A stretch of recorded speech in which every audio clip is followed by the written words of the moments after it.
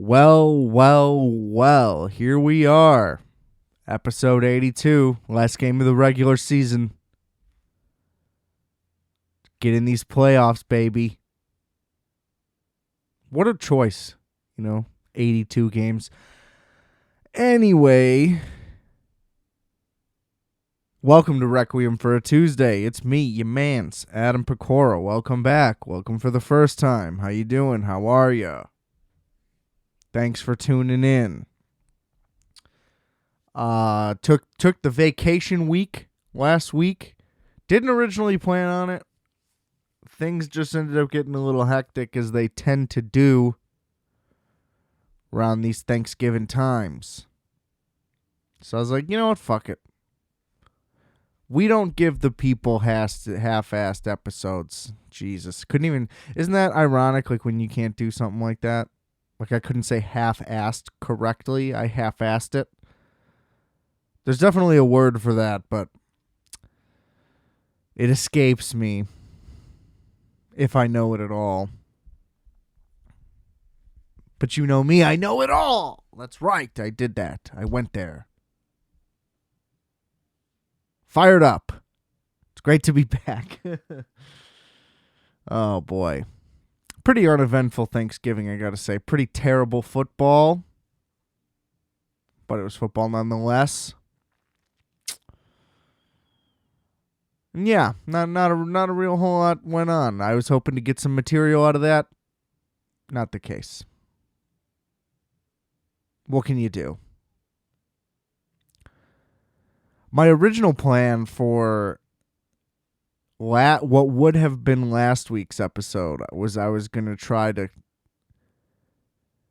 do a Thanksgiving themed episode, but like there's just not enough Thanksgiving stuff for me to talk about.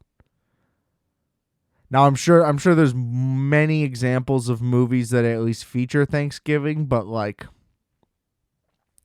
the only movie I could think of that was Thanksgiving like themed outright was Thanksgiving, which would bring you back to like the earlier days of streaming on Netflix, where it's like, what the fuck is most of this garbage? It was like F movies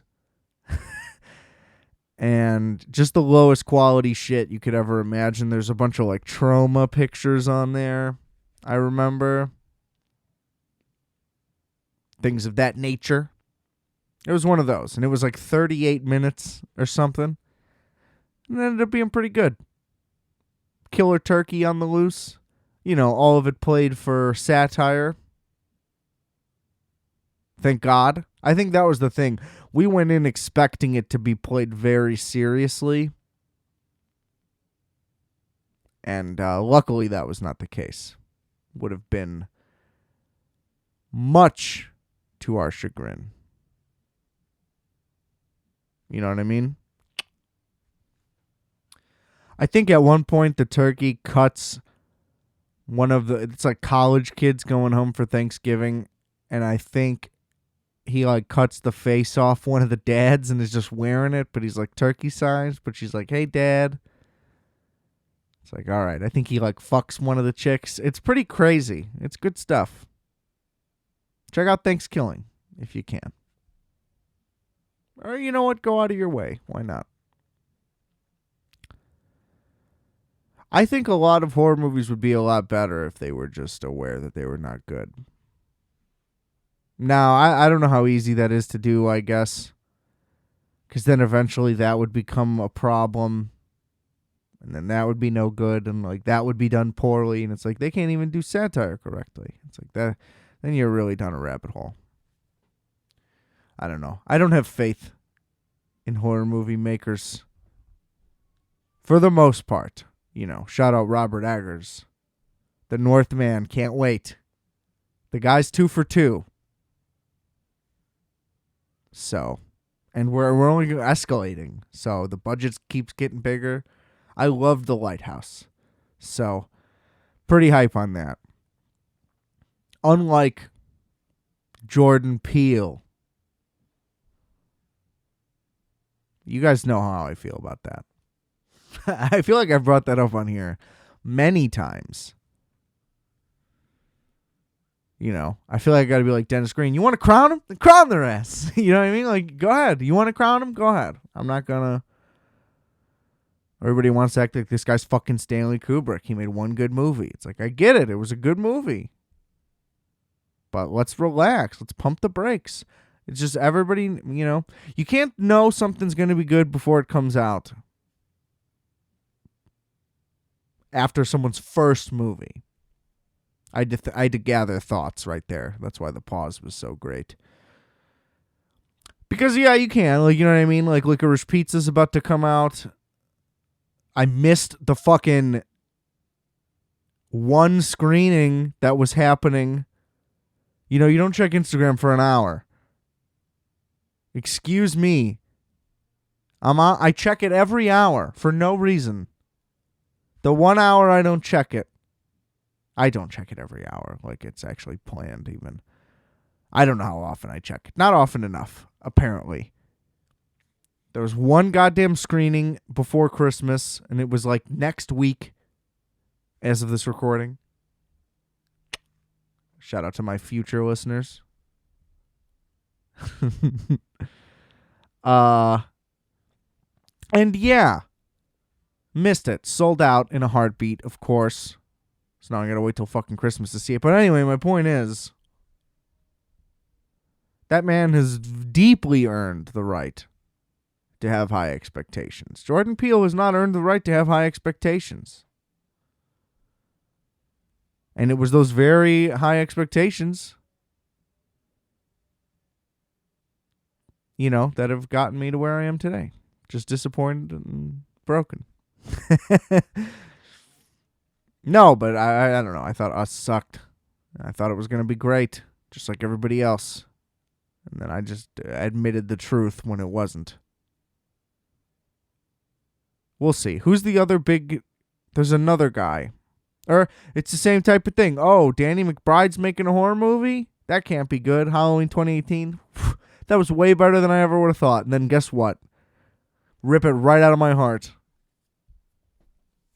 With the next one, with the Halloween Kills. It's just like, you can't trust these people. And you can't anoint these people as massive talents because they make one movie. Breaks my heart. I don't even know how I ended up back down this rabbit hole. Fuck Halloween Kills, though. God, I hated that movie. Please go listen to the Halloween Extravaganza episode if you haven't listened to that. I'm pretty upset. I fucking hated that movie. Anyway, what are you talking about today, Adam? I don't know. Really? No, I'm going to talk about some new movies. Possibly some football. We'll see. Depends how much time we got. Well, we'll probably have a decent amount of time. Because I'm not super invested in these movies. But so ever since I heard the fucking name of 8-Bit Christmas, boy, did I want to jump out of a building.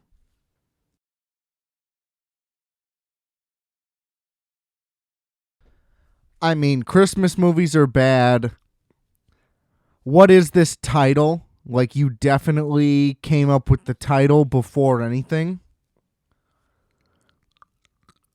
And then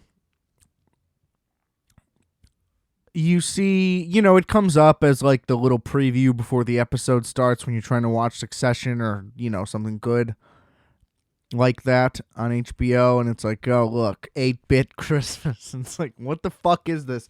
And then they're like, oh, Neil Patrick Harris is the star. And it's like, oh my God, this is awful. And it's like, is it animated? No. It's like, what?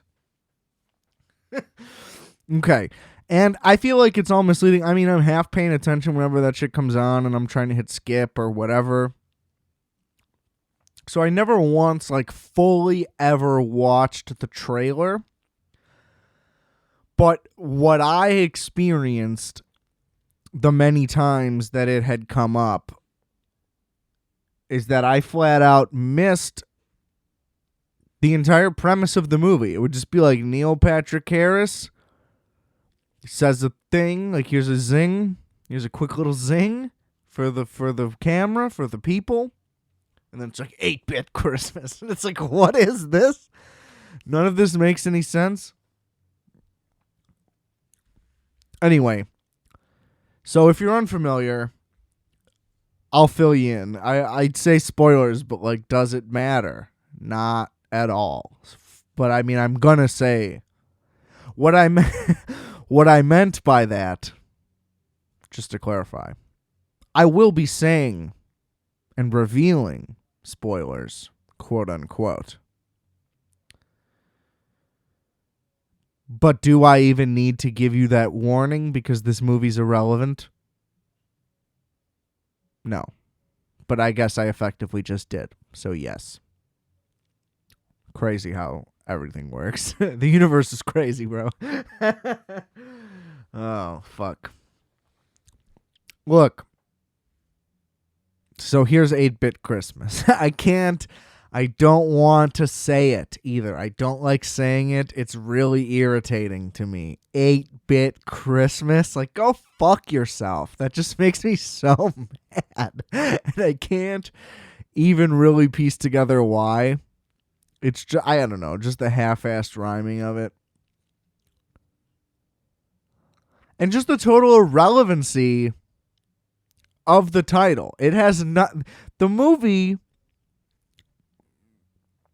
Like, the end of the movie is literally like, this whole thing was pointless.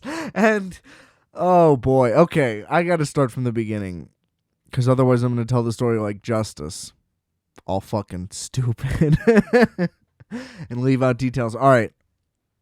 So, this motherfucking piece of shit, it wasn't that terrible, I'll just be honest. Like, as far as like a children's oriented Christmas film could go, this is like as good as it could go, pretty much. Other than it being like a, whoa, where did this come from? We got a new classic on our hands, which isn't going to happen.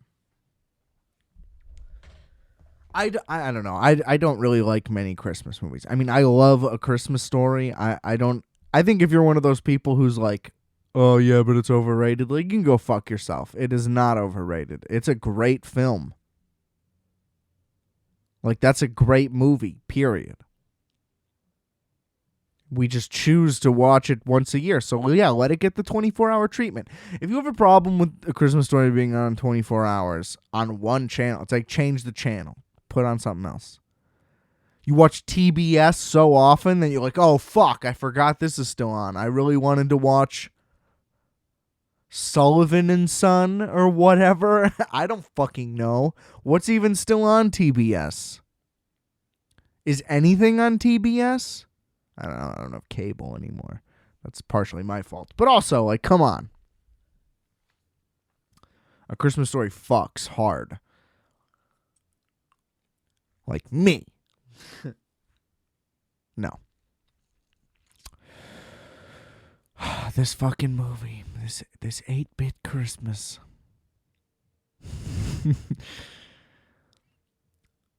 So Neil Patrick Harris plays a straight man, which, you know, is appropriation technically. We should get a straight man in there to play that role technically, right? Millennials? No. I'm one of those. Who is next? Whatever. You get the point. You stupid kids. I couldn't even say it. But yeah, Neil Patrick Harris has a daughter. There's no explanation as to where the mother of this child is. But only child, Neil Patrick Harris, got big money. Okay, so it's set in Chicago, which is kind of cool because as a guy from Chicago, they did a good job. Oh, I don't know if they did a good job necessarily, but they did a job and tried very hard to put in a lot of like Chicago jargon. They're like, oh yeah, you got to go over to fucking, Geneva. And it's just like, they just named a lot of real towns in the area, pretty much. which was somewhat helpful. But anyway, just logistically poses some questions right at the beginning. So it starts with Neil Patrick Harris and his daughter like leaving the mall is just all that they call it. But they're at like fucking Water Tower Place in River North. Like they're not at like the mall. You know what I mean? They're at like the Mag Mile, like the shopping epicenter of the city. You know, like you'd have to go to fucking Fifth Avenue to find a more competent shopping experience in New York City. Our Fifth Avenue is terrible. You actually can get some pretty nasty hookers over there, but that's about it. There's no Burberry. But anyway, just to be like the mall, nobody's like, oh yeah, I'm at the mall. You would say, you know what I mean? So that's just interesting. But anyway, the point is, they just had that in there because like that's going to be the main reference of the main story that is the actual movie that we're watching. My point is, though, he's like, oh, we're going to Grandma and Grandpa's. You had to stop at Mag Mile to get some shit to go to your mom's. So my point is, like, do y'all just live in River North?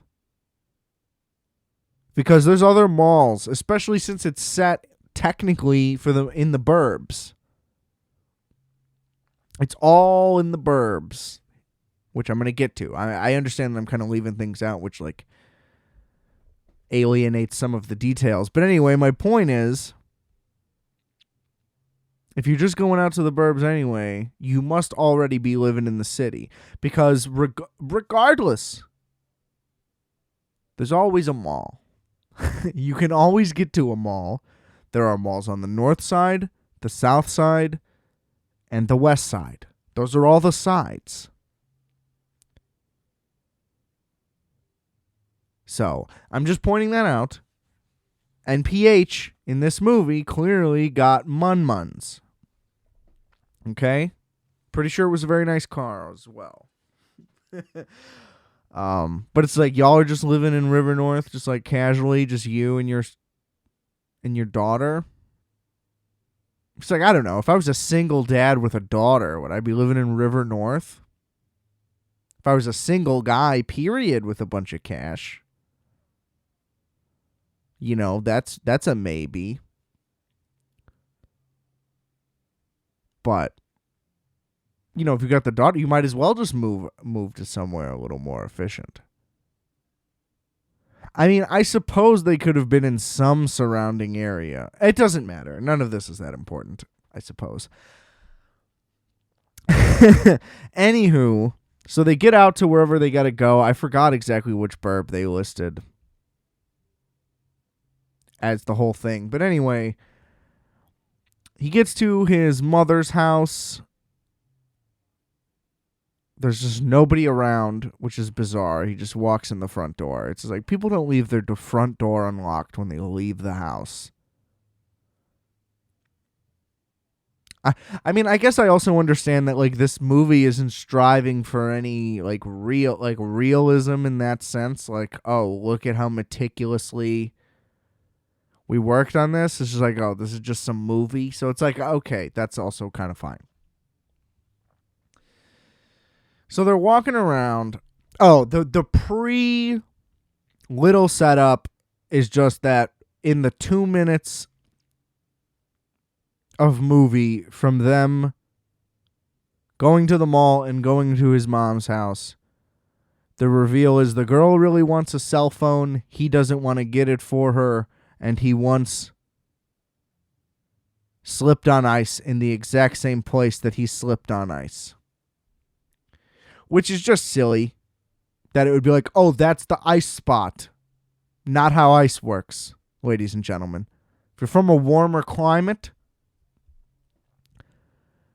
there's not really ice spots. It's, oh, it was wet and now it froze, so there's ice. So there can be ice anywhere. Just want to clear that up. Some people only know ice as a beverage enhancer. And some people only know ice as a foreign thing completely, which is crazy. So that's fun. I can't believe I'm going to do 45 minutes on 8-bit Christmas. How far things have fallen. Anyway, they're walking around the house talking about cell phones. No, I'm not getting you a cell phone, whatever, blah, blah, blah, blah, blah. And she's like, Dad, you don't get no pussy anyway. So, like, just give me my, yeah, whatever. She's like, I basically just used, not a good argument on her part, I just realized. She's like, oh, well, I have to use your phone, and I'm using it more than you. It's like, well, if you're using it more than him, then he really doesn't need to get you one.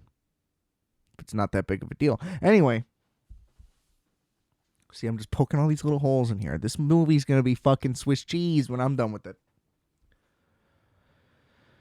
Neil. I forget what the reveal even is. They're just like, oh, here's my old bedroom. You want to play Nintendo?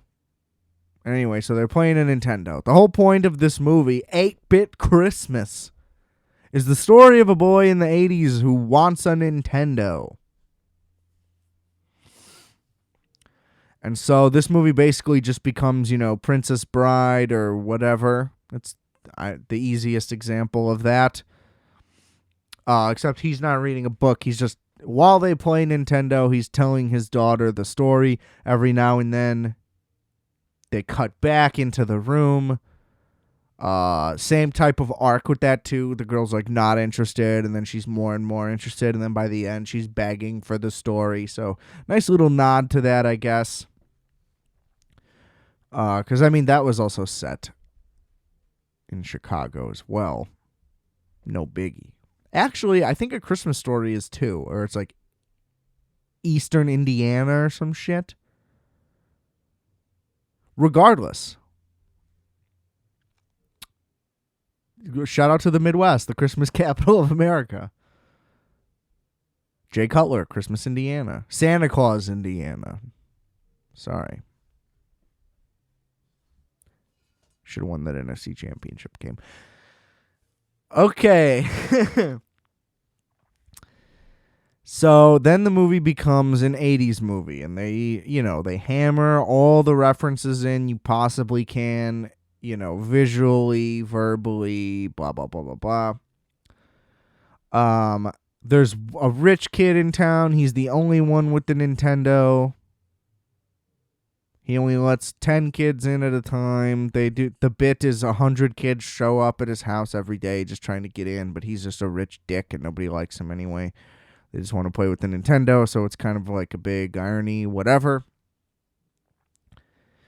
Then that just goes back and forth, and he's like, I'm trying to get one of these for myself so we don't got to fucking deal with this, to him and his boys. And the boys are all like, yep. And so he asks his parents. They say no, fuck that. And then they end up being part of like a religious fuck video games thing. Oh, but that's all tied back. So anyway, the NES glove thing comes out. I forgot already what that's called, but I never used one. But obviously they weren't good. To me, it's crazy that the gun was even remotely effective because, just a general lack of all technology. I still don't really understand how that thing works. But, yeah, so the glove thing is, like, a total disaster, and that, like, in a super child movie way, it just leads to, like, an accident. And then that just, like, ends that part of the movie. It doesn't actually have any repercussions. A rich kid just doesn't... We don't have to deal with that annoying part. Because that's the thing. That part was so over the top where there's, like, literally 75 kids in this kid's front lawn. It's just, like... This is so out of proportion. I don't care how many people... You know what I mean? There's just not that many people willing to travel that much, even as children, just to play some Nintendo. And there's definitely no such thing as like a rich kid in town. Just a silly trope. Like there's a rich area of town. Why would a rich person move to a poor town and be the only rich person? That sounds awful. You got to have some friends. But so then this fucking kid, I don't really remember the in between, but the rich kid's parents just, they go on a whole escapade. Like, we got to ban video games. We're going to blame the video games. We're neglectful, blah, blah, blah, blah, blah. You get it? And so that just, like, further pushes the kid to not get the console. So his last resort is, like, the Boy Scout troop sales prize is going to be an NES or whatever. The kid hustles, he gets it, and then they were infiltrated by the crazies, and so they gave him encyclopedias instead. Which, to pull that switcheroo, is just like, somebody should do something more about this. And then that changes into a final phase where they scheme out a plan to just go buy one. They're like, we'll sell baseball cards and we'll go buy one.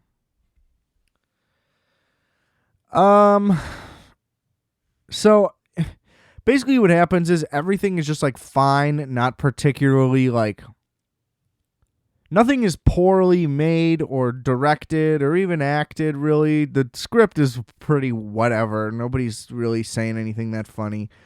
Steve Zahn plays the kid's dad. He just kind of yells a lot, and speaking of half-assed earlier, everything in this movie is like half-baked. Like, the dad's like the zany dad who's always working on the house, but it's just like doesn't really affect anyone in the house that much or that often. And it's not really a problem. And then, like, oh, like, we're going to be really harsh on this, like, video game ban, and it's going to be like a thing. But it doesn't, like, cause any day-to-day problems for the kids other than they can't go to the rich kid's house. And then, like, for the last one, they're like, we're going to do this whole scheme, and it's going to be like this big blah, blah, blah, like, it's a big event. Then you watch it, and it just, like, goes through the motions of it pretty regularly, and it's all pretty simple. There's just, like, no stakes at any moment, and, like, they wanted there to be. The movie's set up like it's, like, it's supposed to be the end of the world for these kids, that they can't, whether they can or cannot get an NES, and you just don't really buy that they even really give a shit. But then it all loops back together at the end where they're taking a field trip downtown and they have to, like, stall the bus by making the nerdy kid that's in their friend group, like, throw up a bunch because he's allergic to SpaghettiOs. They establish all this.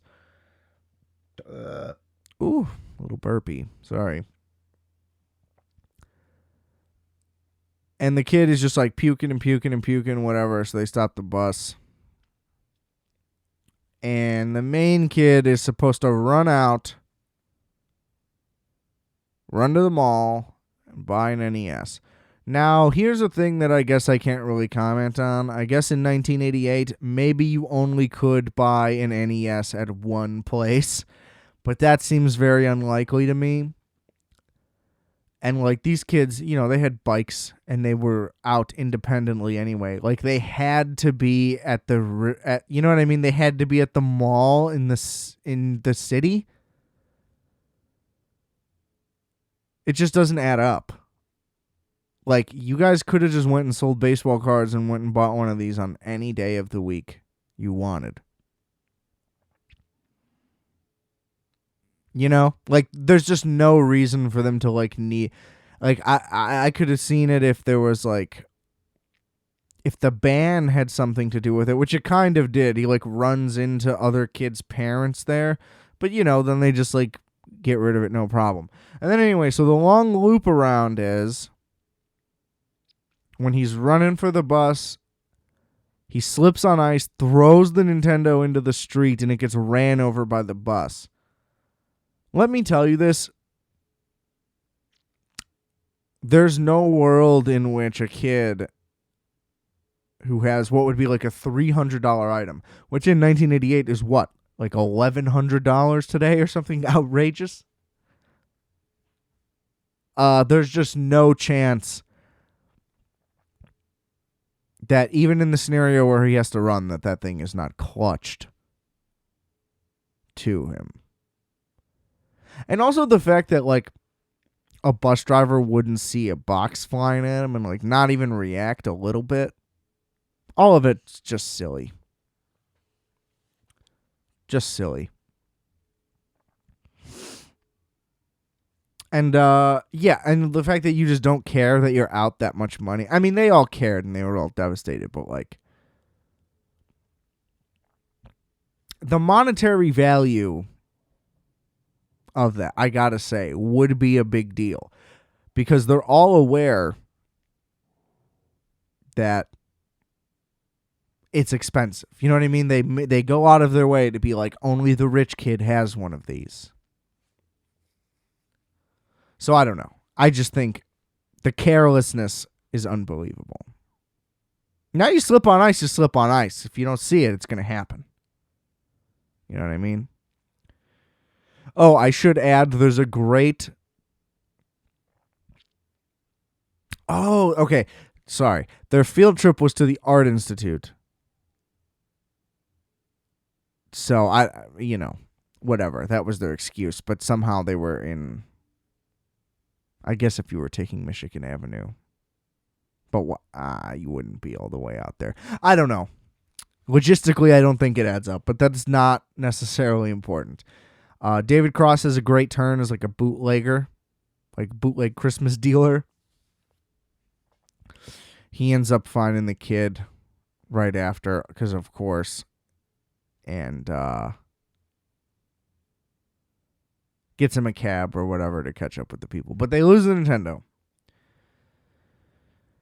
And then it cuts back to the regular thing, and it's like, wait, so like, how'd you get another Nintendo, Dad? And he's like, I didn't.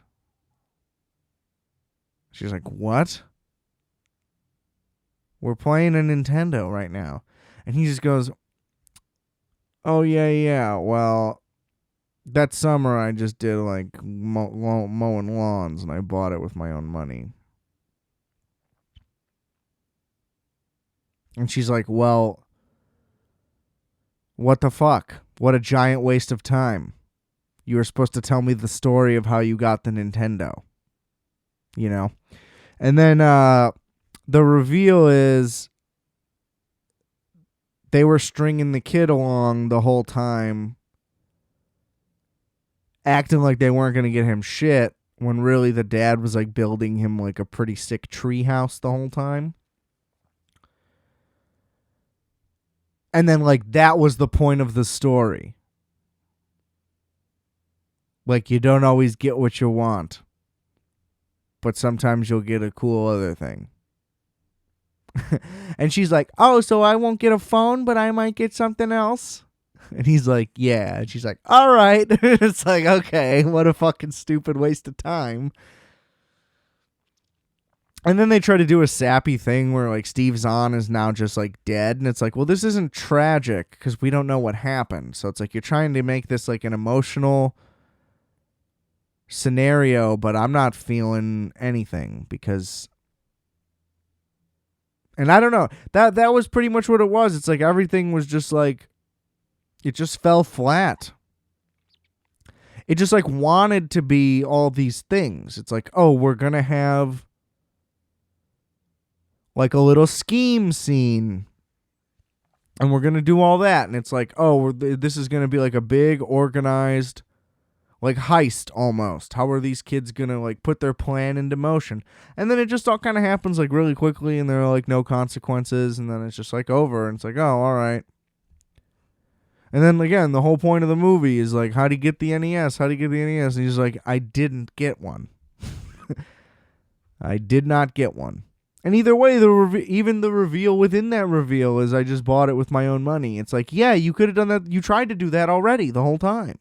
That was also part of the story. You guys tried to get it with your own money. Like, what are we talking about?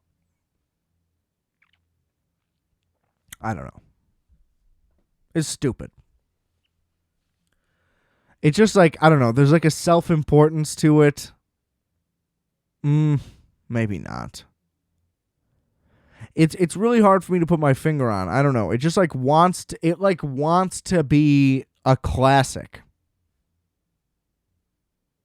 And I feel like they were like, how many different things can we just like plug into this to like make sure this is remembered? And in the end, that's what makes it completely unmemorable. It has like nothing original about it. It's just trying to have all these different parts from all these different movies and combine them all into one. But then like the thing that would be unique about it, they're just like, yeah, none of that is actually important at all. It's like, oh, okay. Cool. So I'm sure Nintendo got a fat check just to like get to actually use the real name. But I mean, come on. 8-bit Christmas. Guess what? It's not about that. So not only is the title stupid and annoying, it's completely misleading. There is no 8-bit Christmas. Fucking HBO Max. And I don't know why I did it. It was like 11:30 at night, and then I couldn't really fall asleep, so I put it on, and the next thing you know, I still didn't fall asleep. And it's like, oh fuck, I actually watched this thing all the way through. Not a super ideal way to spend an evening. But here's the thing, look, if you unfortunately have offspring, they'll like it, and you won't hate it. But if you're just like somebody looking to watch something for like entertainment, like don't go to this. I'm also not a big Neil Patrick Harris fan other than Harold and Kumar. Not that I really know of him in anything. I didn't watch How I Met Your Mother. So that's about it. I did not like him in Gone Girl. I wish that was somebody else. Who? You name it, pretty much. Just somebody, more skilled. Sorry, NPH. Just how it is. But yeah, I mean, yeah. I was gonna like give it a rating. Who cares what the rating is? A 3.6 out of 10. That's how I would rate my movies. If I did like a review scale system, I would do it 1 through 10 with decimals. Probably just to the 10th digit, not the 100th. That's too crazy. But, like Pitchfork does it. I remember Pitchfork at one point put out a movie site, but then the movie site did the reviews in stars. It's like, y'all are missing the point here. You guys may, other people do music in stars. You chose not to do that. It's just, I don't really know. Whatever. Fell apart anyway. Apparently it was good. I don't know. The Dissolve or something? The Divide? Probably, I don't know. Maybe that's a big factor. Didn't have a memorable name, so nobody knew what to do. All right. So then we'll switch it over to the other new HBO Max title, King Richard. This was a much better movie, and this was much better than I ever thought that it would be. Because another movie with a bad trailer. Maybe not trailer, I don't know. Whatever they air as the little bumper before episodes on HBO, like whatever that little ad is, if that's not the official trailer, then they should stop doing that, and they should only put that in. But regardless, whatever I saw was not good promo for this. I didn't know much about the childhood of Venus and Serena Williams and what their dad was like or what any of that stuff. I knew they were from Compton. I knew that they were brought up in like a tough that sounds negative, but I don't mean it in a negative way. I just think like they were brought up to be competitors, like they were raised for it. I guess I did know that. I was going to say tough environment. But I that's true in the Compton sense, but I don't know. I knew that they were like raised to be athletes. I don't know. I guess I didn't. I didn't know enough. I didn't know nearly anything. So I can't speak on how that would factor in if you were aware, but from what I've heard, all it does is inform you of more things you didn't already know. Because basically, from what I gather, he only got shit from just like speaking his mind. So doesn't really seem like he was ever, like fucking them up or something, or whatever the accusation may or may not have been. But this movie seems like, now it shouldn't, my S's were real sharp there. Felt a whistle coming through almost. It seemed like this was going to go like the Disney biopic route, where it's just like a ham fest. We're just going to make this a super sweet, gentle puff piece garbage. Not the case at all. So like that's what the trailer made me believe. This movie's actually a ton of fun. I would watch this again. It very, very surprising. So it basically goes on the arc of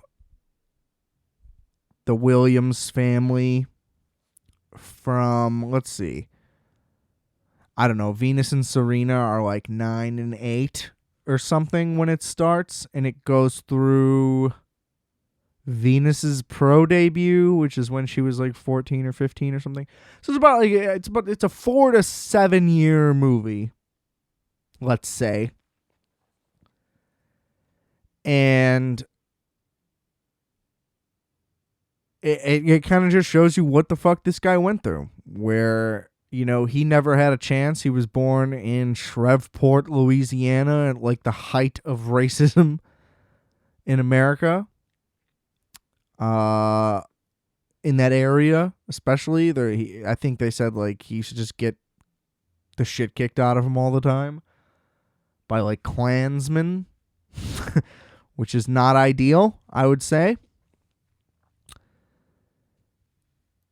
And it kind of just shows how those problems like keep going. Like he has problems with, local kids in Compton like harassing his other daughters while he's trying to train them, and he's just trying to train them at like the local park, which isn't safe, and blah blah blah blah blah. But they can't get into a country club because of, the obvious financial and racial barriers placed between them and that lifestyle. And this dude just kind of works everybody. Now, I mean, I can't speak to how true it is, but it's a little hammy how he always just like, he would frequently like speak in lessons. Like really, really explicitly. That was kind of dumb and annoying. But the movie would jump all over the place. It's not necessarily like a family thing, because there is a scene where he gets jumped by these local dudes in Compton like a second or third time, and then he like grabs a gun and he's like about to pop this dude, but then the dude happens to get popped right in front of him already anyway, and the whole thing's like pretty intense, and it's like, whoa, this is happening in this movie right now. You know what I mean? Like, of course Will Smith has a gun and is doing it. You know what I mean? It's like, how did they manage to fit this into this? And then, there's like marital stuff that goes on with him and his wife, who's like a co-trainer. Now, I will say, it seems like she doesn't get enough screen time or credit, but I think that is because It's to showcase one, like this is a soul thing for this guy. If that makes sense, like he has his vision and like he's doing it with her help, but not really taking her help in. If that makes sense, like it's still his goal and duty, and like he's the one making this happen. Like you're a facilitator with me, but like this is me. Because he did seem to be very selfish in that way, where like he wanted a lot of the credit, but then also like the movie is called King Richard, like it's about the guy, so really it's the movie doing a good job of keeping the focus on the main character. Because there are times when my instincts were to wish for it to continue watching, the development of Venus and Serena or whatever. But it doesn't. It does a good job of keeping this about, like, the dad. And Will Smith's voice is a little hard to get used to, because it almost seems like he's doing, like, a Black Forrest Gump. It's just, like, the easiest way to put it. But, like, which was weird. What was weird about it, because, like, the man has no, like, he's not, like, mentally challenged. But it kind of seemed like he was playing him a little that way, and he would, like, stand kind of weird. Now, I don't know if all of that's accurate to the guy. I'm sure it is. But it was almost like at the beginning, I'm like, am I supposed to think that this guy's retarded? Because I really can't tell if he's supposed to be retarded or not. But from what I gather, no, he is not supposed to be viewed as a retarded person in this movie, which is great. But then he hustles his way to getting them like a coach who's like a pro, and they do a good job of throwing in all these like little tennis references, like accurate to the time, and then like even like Andy Roddick is brought up casually like at some point, so it's just like, they're good at sprinkling like real sports references in there. He clashes with one of the trainers, then he gets a better trainer who is what is that guy? The guy who played the Punisher, which didn't work out, unfortunately. But he's good. John Bernthal. He's fucking electric in this movie. And it doesn't really get boring. They don't spend too much time in too many places, really, until the end, where they're at Venus's pro debut, and that just kind of lingers for too long. But I will say, like, all of the tennis in this movie looks great. They do a really interesting job of the way they cut stuff, and like the zoom ins and all that, and they show the speed very well. And there's a big chunk of tennis in this movie, and it's all very entertaining and very well done. So, I mean, they honestly just kind of crush this thing across the board. My big gripe was, one major thing that I left out, which leads to this, is that the initial trainer, so he's like, you got to do it for free because, like, we're broke, and thanks. Basically, his pitch to them was like, you get the privilege of training these prodigies who are going to be incredible. So, like, you'll do it for free because it'll make you money. And you don't want to look stupid and all those things. So, anyway, he tries that on a bunch of guys. And the one guy who finally accepts, he's like, I can't train both. I can only train one. So then Serena, like, basically just gets fucked over. And then there's the big speech that he gives to Serena at Venus's pro debut was like, I was planning this the whole time. She's going to be great, but you going to be the best. And it's like, okay. Like I said, he already spoke in lessons the whole time, and this was the one where it's just like, even if this conversation really happened, it's so much less believable now. Especially even after having watched all of this movie, where he's speaking like this to everybody the entire time. That was the one thing where it's like, okay, we get it. Obviously Serena proven herself to be better at this point in time. We all know that anyway. But yeah, I would say that they just like they were like producers on it. It seemed like they definitely went out of their way to like make sure in the long run at the end he didn't come off that poorly. But it did seem like he was coming off very honestly. Like he's not great to his wife. He's not great to the kids some of the time. It's not like, oh, look at just this like perfect man, but it's trying to be like, look at all the things that this guy went through and sacrificed, like, to do this for his kids at the same time. So it does a nice balance of both.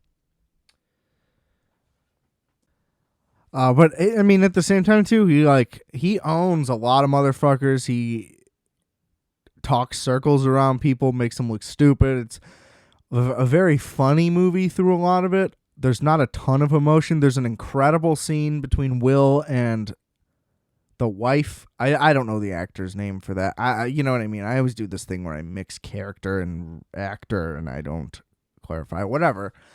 The husband and wife are having a fight and it gets very real and she very much stands her ground, which was important for the character.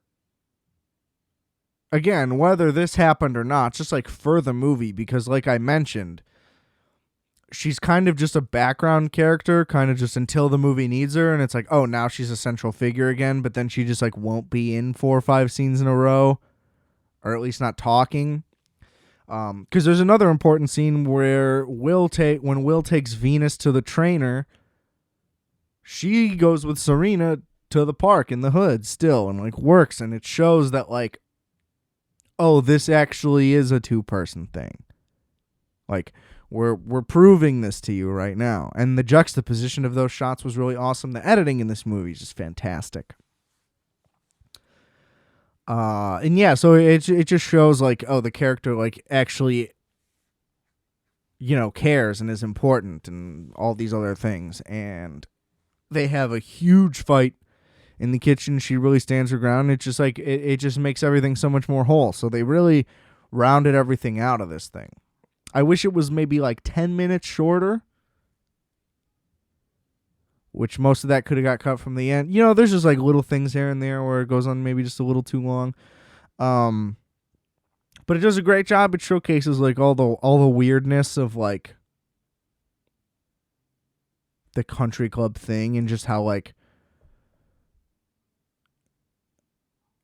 I don't know, like how it was tough for them to like even break into that scene.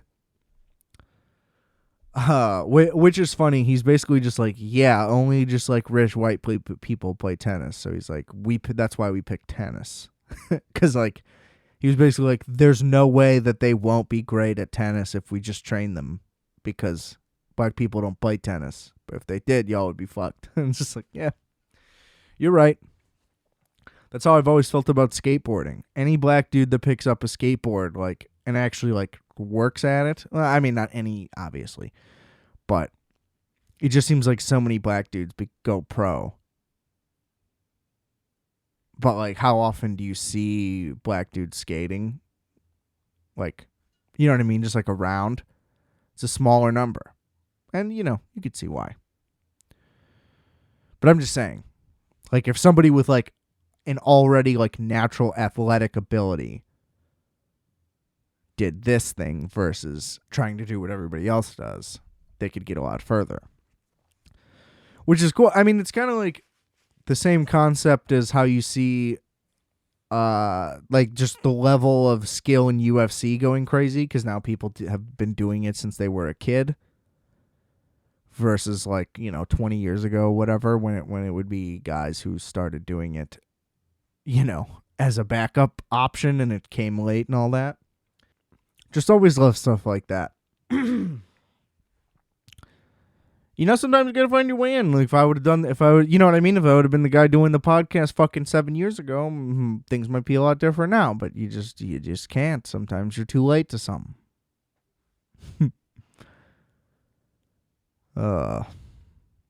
Boy, we did it. King Richard, great flick. I gotta say, I very much recommend that one. I didn't like the title. I don't like how it looks like it's gonna be this like inspiration cry fest. It is not that at all. There's emotion in it, like obviously. I don't think that I was even provoked, like emotionally though. You know, there's some good stuff in there. There's some good there's some tender father-daughter moments in there as well.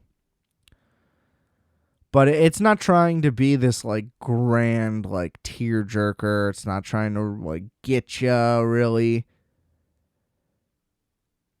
which is all that I was expecting, was like some sentimentality or some tragedy or some this or some that, and it's not.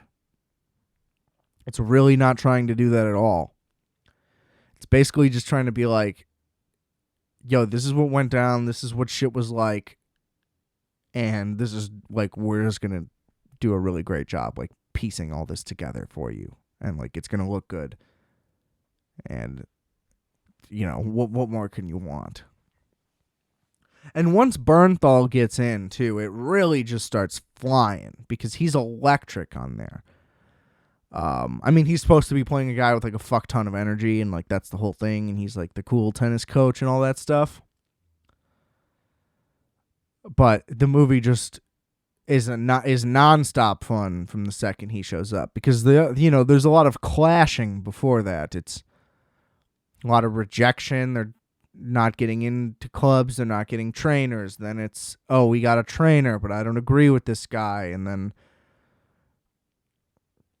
I don't agree with this guy leads to like, I'm going to fight with my wife, which leads to like, I'm fighting with the kids again. You know what I mean? And it's a lot of conflict in the first half, and then it gets a lot more fun. You know, and there's still more from there. Like he just takes a lot of liberties with decision making. Basically, is the big issue of the whole movie. He's always just like, yeah, well, I decided, so, oh well. Good stuff. It was good. And, you know, a lot to learn. Because I'm overall, most of this wasn't that publicized anyway. I think that from what I gather, the information that was out there was just, this dad is dumb for not letting his daughters play professional tennis and people are mad. But he was just like trying to look out for what was best for them. And they're like, you don't know. Sign this contract. And then he's like, nah. There's some good contract scene stuff in this movie, where they're like, we're not going to be dumb fucks. And it was awesome. It's real easy. You see that piece of paper, you know what I mean? I'd want to sign whatever I saw. That's how you know how confident you really are in yourself. Like, am I going to sign the first deal that comes up without the risk? Or am I going to go out there, show people what I got, and try to get some more? Gotta say, I would probably sign the first deal right away. And regret it. You know, you'll always regret it. Whew. Well, been a pleasure as always, ladies and gentlemen.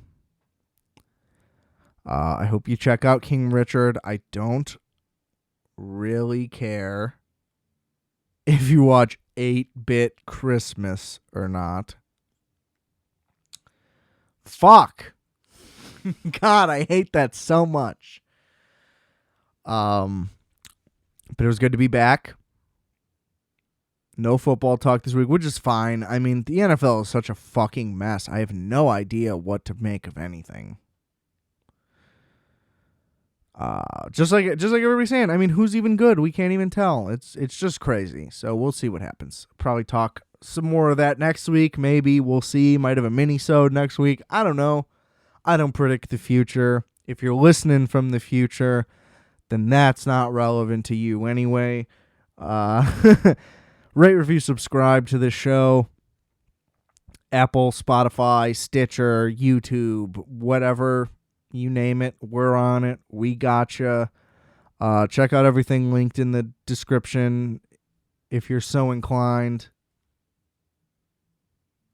I love you, sweet baby. Sweet baby Ray. And remember, I are fat. You are fat. We are fat. Calculator.